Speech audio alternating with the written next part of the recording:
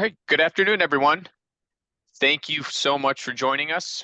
We are here today to go over our second quarter, I guess, at the midway point of the year, our market and economic update. So again, thank you so much for joining us. And we got a lot to talk about today. So much has happened, in the beginning of this year, and a lot to discuss kind of as the year progresses to the second half. So without further ado, I am joined by my colleague, Paolo LaPietra, wealth advisor and portfolio strategist with Boucher Financial Group.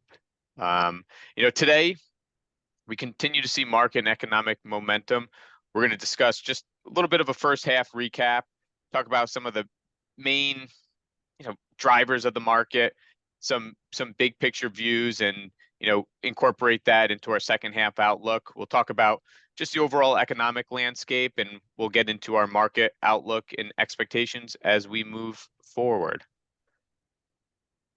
So, another good year, another good start for the Bulls, and thought this was a timely cartoon. It's so much has been made, and so much of what we'll talk about, in the second half or the later stages of today's webinar, just getting into some of the negative headlines we see and some of the concerns that are out there, and rightfully so. I mean, there's a lot to be concerned with, and we'll talk about what those concerns are, and why those concerns are always out there, to be frank. And just following more of an optimistic approach to markets and in portfolios, I think, which we have in the past, has been good to us so far. So let's look a little bit at the year-to-date market performance recap. And we're seeing some big swings. We're seeing a lot of market concentration. That's going to be a theme that comes up later in this presentation as well. But we're seeing really, the NASDAQ and S&P in green and red there really driving the market forward. And we're seeing some of those largest companies being a big component in both of those indices, and showing strength there. We have a we don't always see this, but we have a big discrepancy between those two leading indices versus you have the Dow Jones up for the first half just shy of 5%. Small caps continue to be struggling this year, barely up. The U.S. aggregate index is flattish, maybe down a little bit for the year. We'll get into why that shouldn't be a major concern or disappointment for those who do hold fixed income, that do invest in bonds and in bond funds, because what we'll show is as time goes on, yes, we've had some big volatility in interest rates. We saw rates go up to start the year. They've come back down a little bit. Mainly that's the big driver of the underperformance there, but we're getting great yield, and really, just like stocks, having that longer time horizon with bonds is so critical. But you can see, obviously, it hasn't performed as well year to date, but it's still not a place to run from. Rightfully, in fact, it's probably the best time to be invested in bonds over the last 20 years. So we'll talk more about that as well. So just in terms of portfolio allocations, not much has changed this year. And again, we'll talk more about this, but we continue to like U.S. equities, continue to really like large cap equities. In fact, that's really our big overweights. Technology has been historically for us, but continues to be an overweight. And around that, we continue to like quality companies, so companies with good cash flow, profitability, in growth. In this type of environment, one that we're still coming out of COVID and inflation, maybe seeing some small signs of weakness, nothing major, but we like companies that can make money in this environment. We think those will hold up really well. Underweight, we continue, and when you look at our underweights, probably goes against most modern portfolio theory outlooks in terms of full and broad diversification, but we continue to be underweight international, and we've talked a lot about that. We're not so much sector specific right now, and that's by design. We'll look at what that means and why that is. Underweight small caps and underweight real estate. We really think, and we've continued to say for past few quarters on these presentations, why that's just a very, very difficult place to be invested right now with everything going on with working from home, commercial real estate. It's not an area that we love to get into on a investment specific standpoint. The last slide I'll leave you with before I hand it over to Paulo, really I just want focus to be on the far right-hand side of this chart in this slide. And just going through the year-to-date performance through the first half. And this kind of goes into what I spoke about in the last slide on sectors. There's only 2 sectors that are outperforming the S&P so far year to date. It's technology, one, and communication services. So the S&P was up just shy of 15%. Both of those sectors are up, a little bit more than 17%. Technology, all the big players there. Communication really, driven half of that sector is Google and Facebook. Those are really, the drivers there. None of the other companies are really, driving that performance. And when you look outside of that, the rest of the sectors combined are up a combined 5%.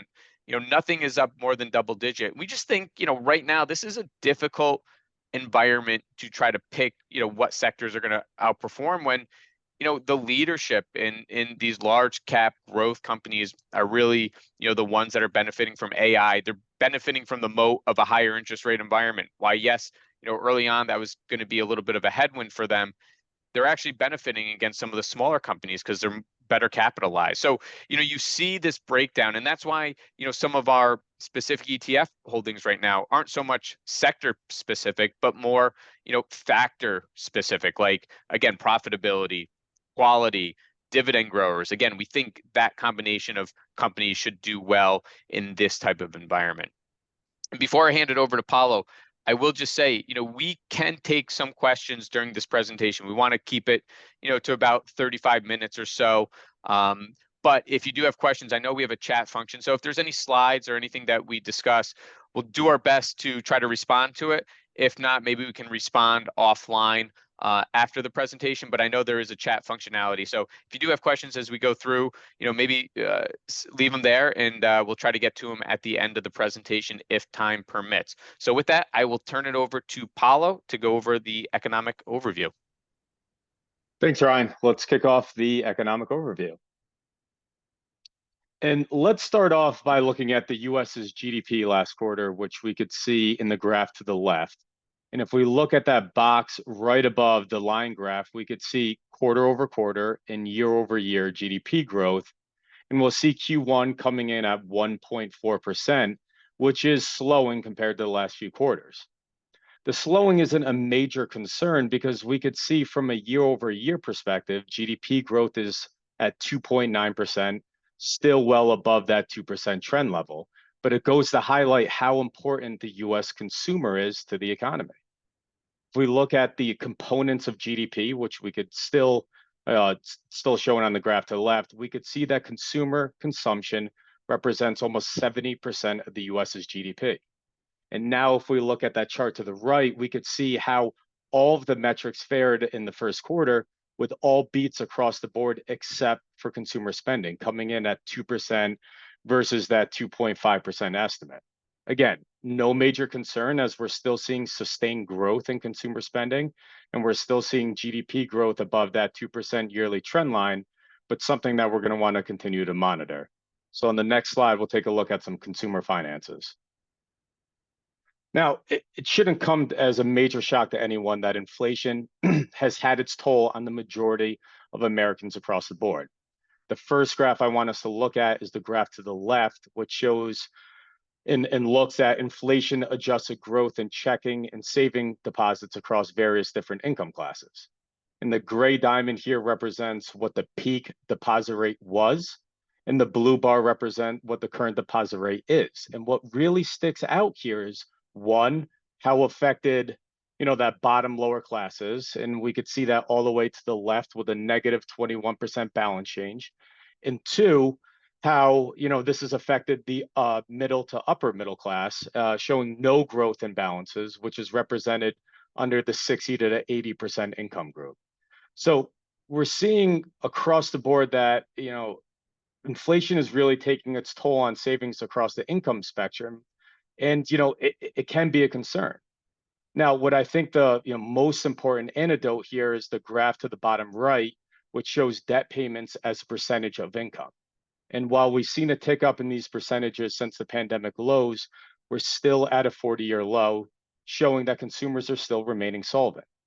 In the next slide, we'll take a look at the US labor market. So the labor market has been one of the strongest contributing factors on what pulled the US economy out of COVID and what continued to grow the economy in this post-COVID era. But what's important with the labor market, which is something I've discussed in previous quarterly webinars in the last State of the Economy presentation, is the labor market needs to be in a marathon pace and not a sprint speed. So if we, take a look at the graph on the left, here we're looking at job openings, and what we'll see here is a sharp drop off in 2020 during COVID. Then we see a massive spiked rebound in job openings after COVID. Now, since the peak of job openings in March of 2022, we've seen a steady decrease. This is actually a much welcome sign, especially from the Fed's view, as we're starting to see a more healthy balance between job openings and the amount of available workers to fill them. Jay Powell actually said in his testimony yesterday before the Senate that the labor market appeared to be fully back in balance. Now, traditionally, a sharp drop off in job openings is usually accompanied by a recession, which we could see represented by the gray bars. But even with the drop off that we've seen since March of 2022, we're still above the highs we realized back in 2018. So instead of this being a recession indicator, it shows more of a normalization in the labor market. Taking a look at another metric in the labor market, on the right, we could see job quits, representing how many people actively, leaving their job, not counting anybody who has been fired.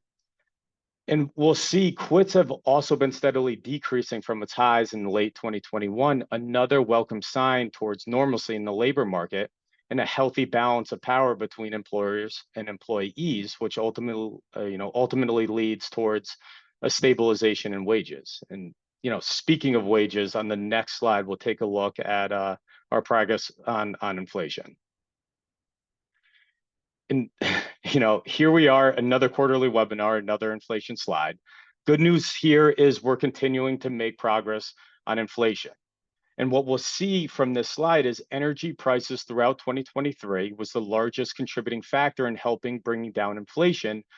But with ongoing tensions in the Middle East and constriction on production, we've seen that those deflationary pressures replaced with core goods, which is represented in orange, which we could see all the way in the bottom right of the graph. And this has been a major breakthrough in the fight against inflation, as core goods and core services is the primary reading that the Fed looks to. Last month, we received inflation figures for the month of May, which beat estimates across the board, showing another major step, forward on bringing down inflation towards the Fed's target. But as we know, the markets and the economy are always forward-looking. So all eyes will be on tomorrow's CPI report to see, what signs of inflation we'll see for the month of June. So to recap the economy portion of the presentation, Q1 GDP slowed, which we saw consumer spending being the largest contributing factor towards that, but GDP growth was still above that historical 2% trend on a year-over-year basis. We saw the effects that inflation had on consumer savings, with the lower and middle class being the most affected, which could be a cause for concern.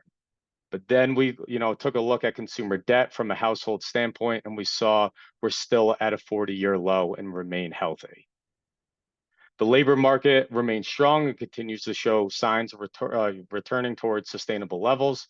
We saw job openings come down, getting away from that sprint pace and more into that marathon pace.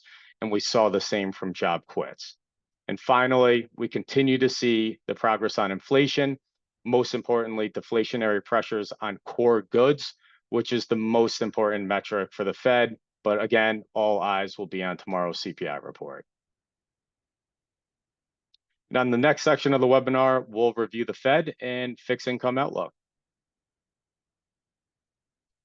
And here, taking a look at the historical Fed funds rate, which is the gray line, the Fed's forecast for Fed funds rate, which is the blue line, the market expectation for the Fed's funds rate, which is the green line, And finally, the light gray area, which is the range of market expectations since December 2023.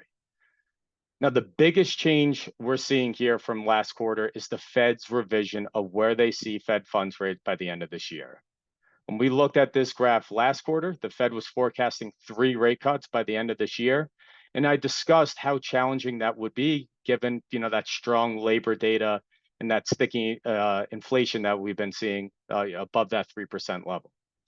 The Fed has now changed their forecast to only 1 rate cut this year, which can, we could see that represented in the blue dot that shows 5.1%. And the market is slightly more optimistic with their forecast, especially after Jay Powell's dovish testimony yesterday, showing 2 or more rate cuts this year. And we could see that green dot point at 4.87%.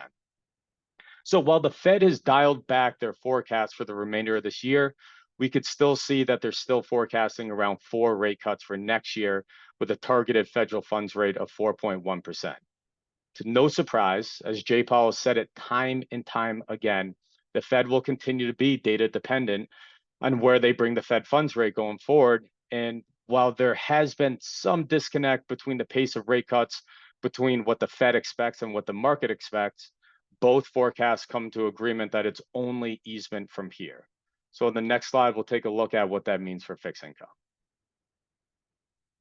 So when looking at any investment asset class, one of the most important general profiles to look for is risk versus reward.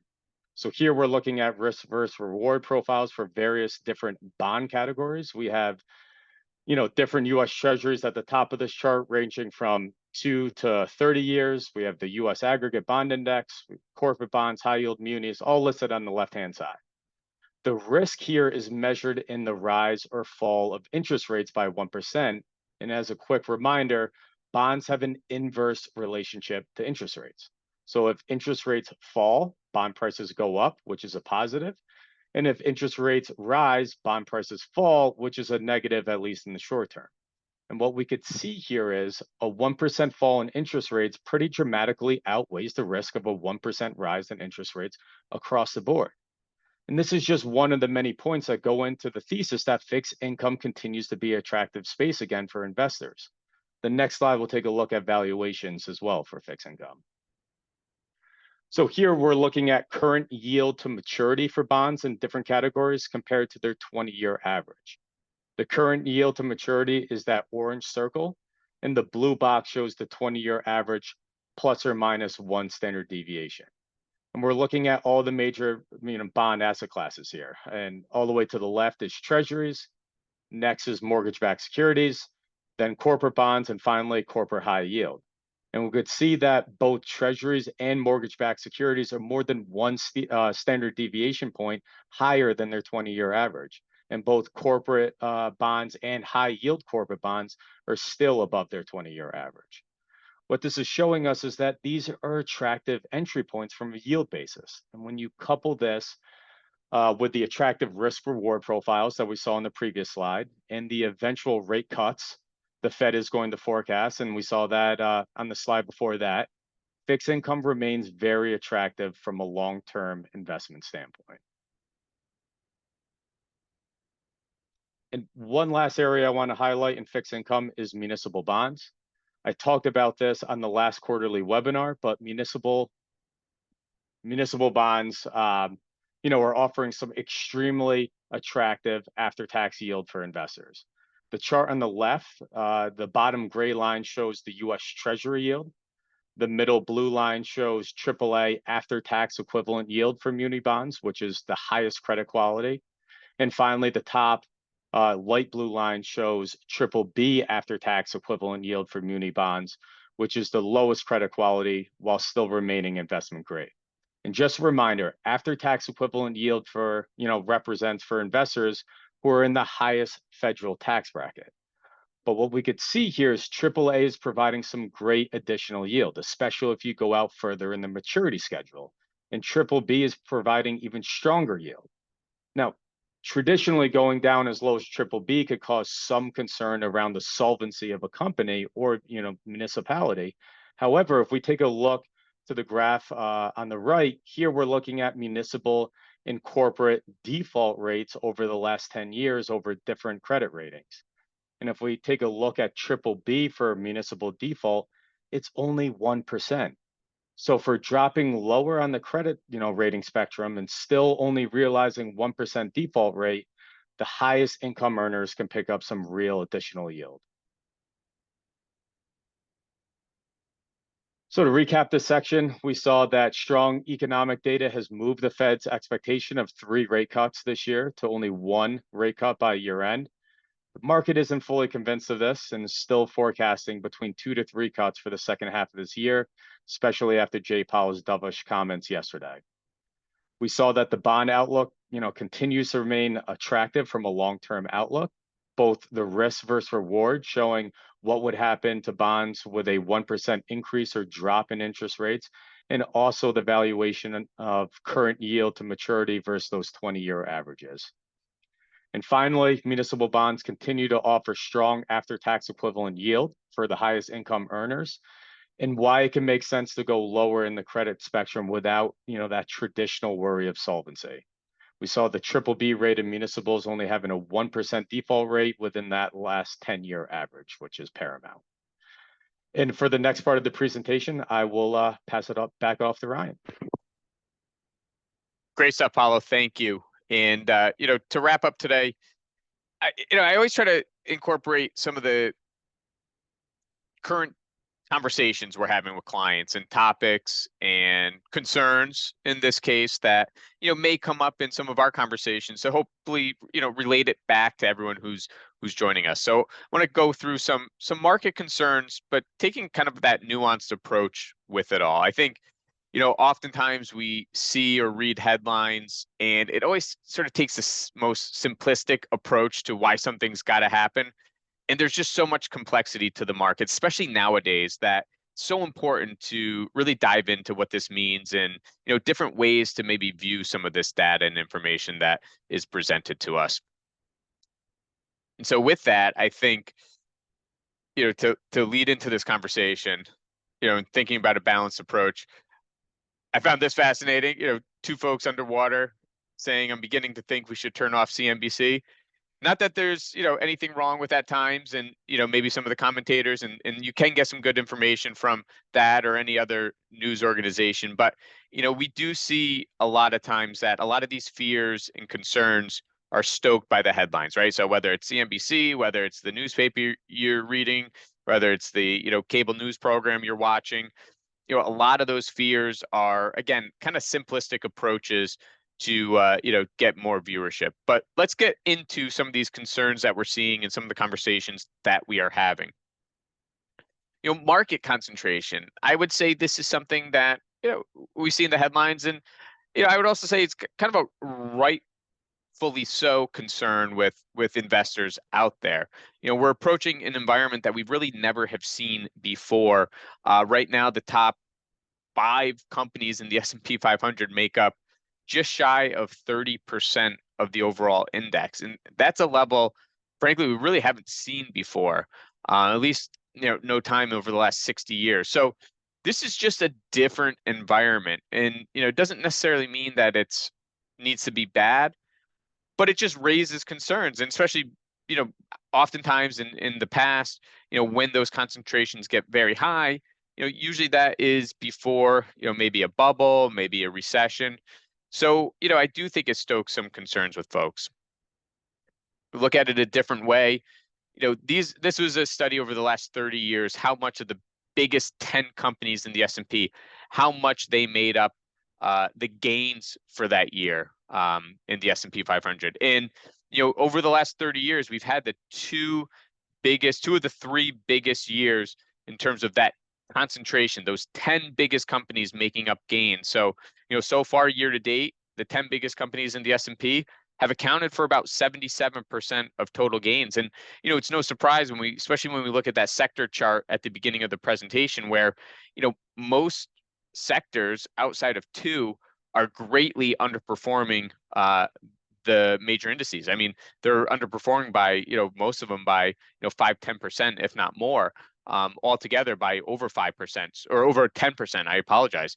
So we're seeing really high concentration. We saw that last year as well, where those top 10 companies, and it goes with the the Mag 7 mantra that we've heard for so long over these last 2 years, made up almost 70% of the gains in the S&P, and the S&P was up 25% last year. So we're seeing high market concentration.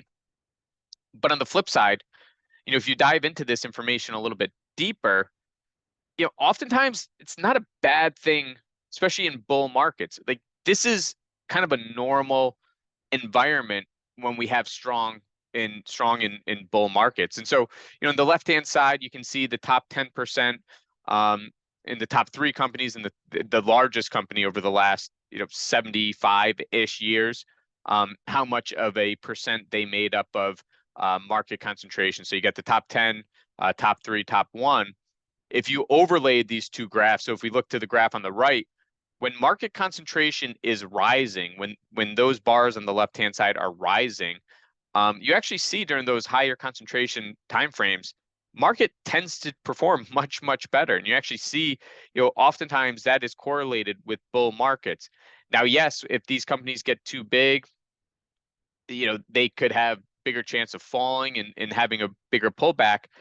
But again, this is normal for a bull market environment. So again, market concentration, yes, it's higher than it has been in the past, but we've seen this. We see this in times of up markets and of bull markets. So it's, in that case, maybe it's not all bad. Don't know if any of you have been watching the news over the last 2 weeks, but I think the election has been brought into the forefront of our conversations. And we always say obviously it's a big talking point with many of our clients. And I know elections can be emotional; they mean a lot to a lot of people. So there's no reason why that shouldn't be at the forefront of our minds. But when it comes to investment decisions, when it comes to portfolio decisions, it really shouldn't matter, to put it bluntly. And it hasn't in the past. And so, a few different ways to kind of look at this. I've shown charts in the past where in election years, market tends to be up. Market does actually quite well in election years. During these summer months, in fact, tend to be the best time during an election year for the markets. And we see that, the S&P is at all-time highs again today, which is a good thing. So just 2 small things that I pointed out in this chart. So on the left-hand side was the Trump presidency in red, shows kind of the highest performing, best areas of the market, whether it's sector specific, whether it's maybe an international market. And on the right-hand side, it's during President Biden's incumbency and while he's been in president. And I put arrows next to 3 different categories that I thought were kind of just most important, just because you would kind of think the opposite in these cases. So during Trump's presidency, one of the best performing asset classes for a little while there was China and China's growth. And we know how, at least on the platform, Trump was going to be so tough on China, right? That was a big element. Wanted to bring back more jobs to the U.S. and build the U.S. economy, and we were going to, be a little bit tougher on China. Well, in fact, China was a pretty good time to be investing in that market during that time.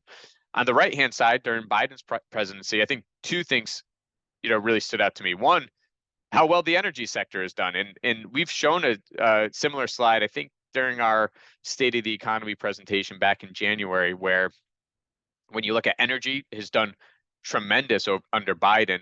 And renewable energy, green sources of energy have actually done pretty poorly. And it was just the opposite during Trump's presidency. Green energy did great. Fossil fuels and kind of the normal Chevron, Exxons of the world didn't do as well. And again, you would think the opposite if you were making investment decisions. That's not where you'd put your money if you were building a portfolio based on a presidential candidate. But it's the truth. It's what's happened. There's much more at play than what a president is standing on and what is a big factor of their candidacy. The other one I just pointed out, I think financials, usually you don't think of Democrats as being big proponents of the large banks, even though, I'm sure a lot of their fundraising comes from them. I don't think they're, on their platform promoting them as much. And again, just two interesting sectors that have done quite well under the Biden presidency that, oftentimes you wouldn't equate to places you want to be invested during a Democratic candidacy. So just wanted to point that out. Again, I know the election is on top of many folks' minds, so wanted to show some talking points here. Next area, I'm going to piggyback. I'm going to go through these pretty quickly because Paulo covered similar slides in great detail. And, I think it's really important to see because, there are some fears of a weakening consumer and we're seeing some slowdowns and, maybe spending GDP a little bit, not as robust as it had been. But, when you look at household net worth, we're close to all-time highs there. That's typically a good thing. I think that's supporting a lot of the spending we're currently seeing. Go to the next slide. This has been one that has come up a lot, both in the news.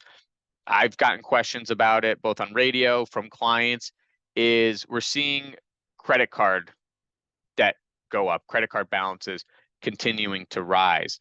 And like I said, as we continue to come out of COVID, I think we've seen some sharp changes in the landscape, right? Because, there was so much disruption there.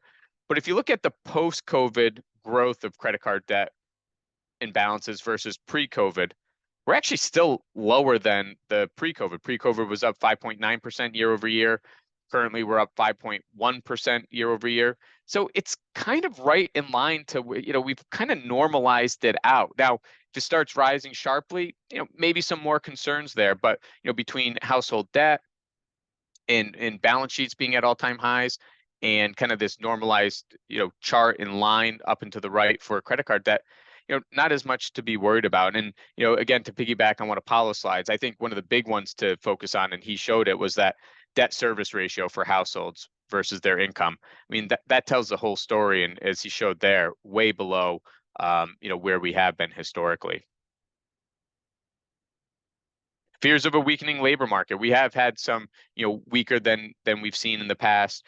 Labor reports come out, and again, this is similar to something Paulo had gone through. But I think it's important as you look at, yes, we've had a sharp reduction of job openings as a percentage of our labor force, but we're still above pre-COVID levels, so we're probably getting to more normalized rate. And when you look at the next slide, just another way to kind of think about it, this goes back over the last 4 recessions, the COVID one being included here in dark purple. But you can see, out of all 4 of these recessions where, you shows jobs that were lost and how long it took to recover, anywhere from 2.5 years to 6 years or so. Look at how sharp that drop was from the COVID pandemic and how quickly those recovered. We're just in a different environment. In the disruptions from COVID, again, we're kind of getting back to a more normalized environment.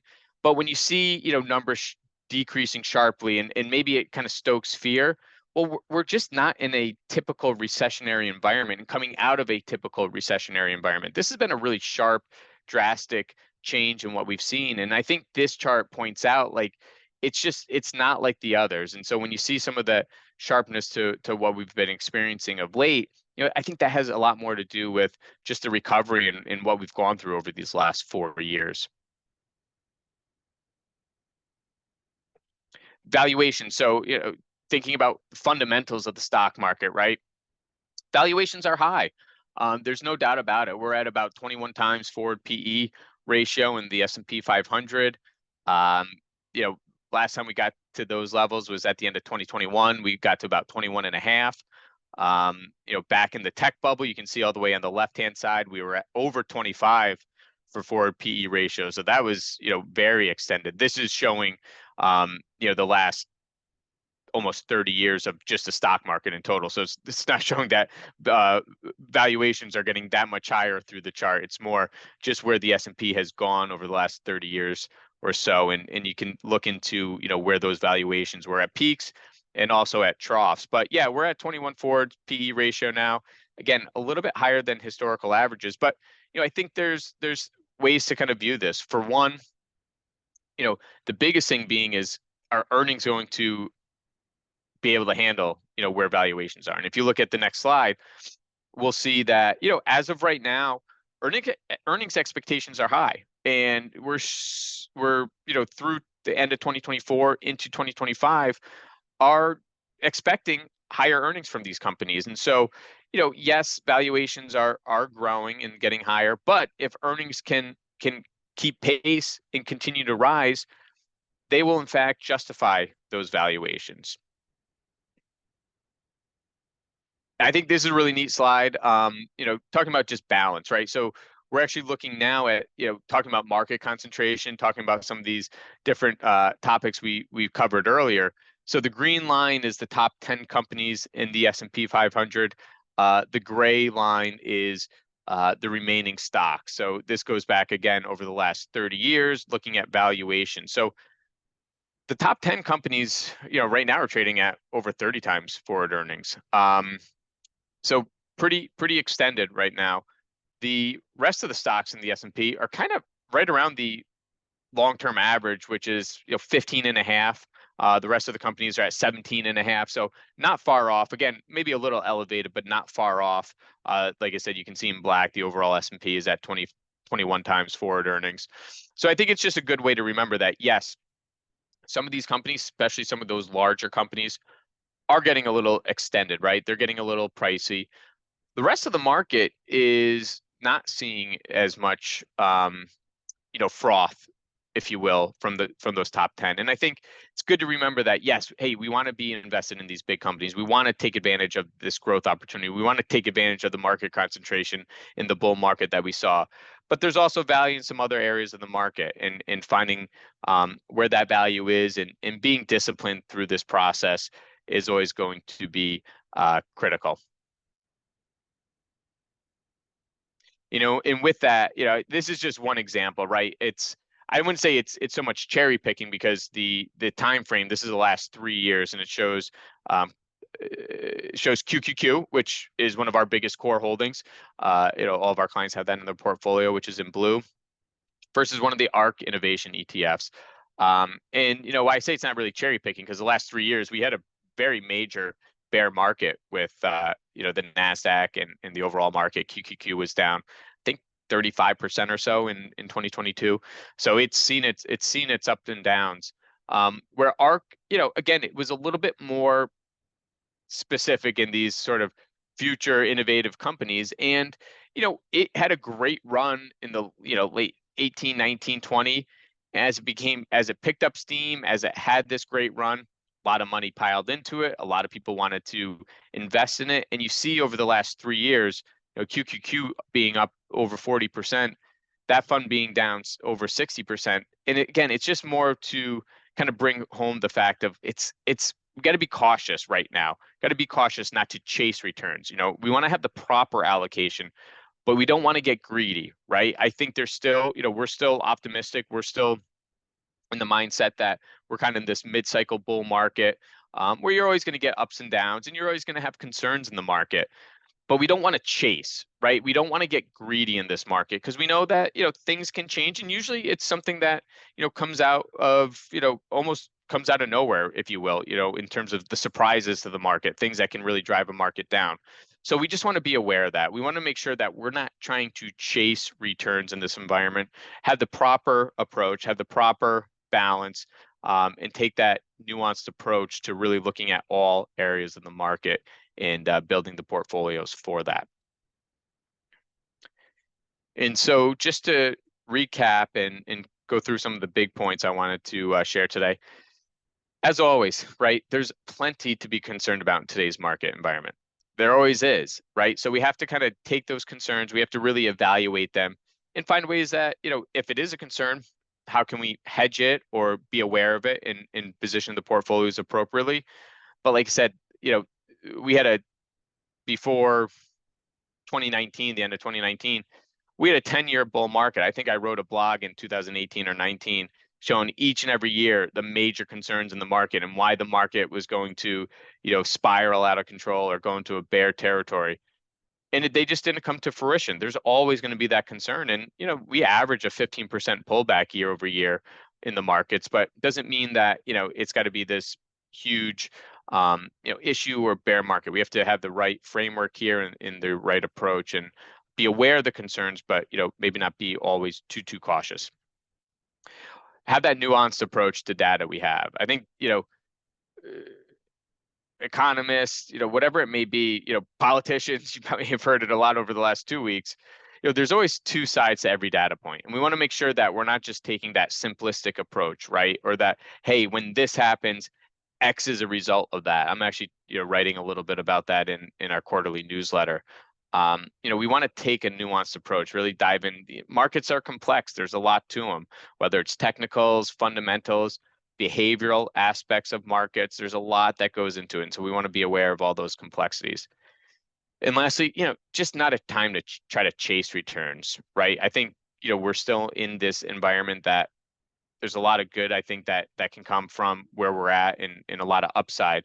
But we want to be cautious, right? We want to take advantage of it, but not wanting to chase returns. Have that appropriate approach to the market environment and the conditions we have today to, as we always say, help you reach your goals.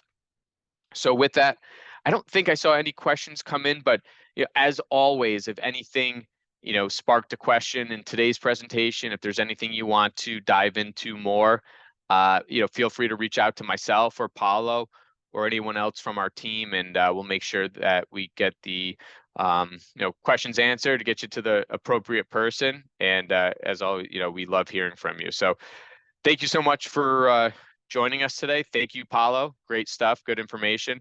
And we'll see you, at least the two of us, next quarter's webinar, but I'm sure we'll have one before then. So take care and thanks again.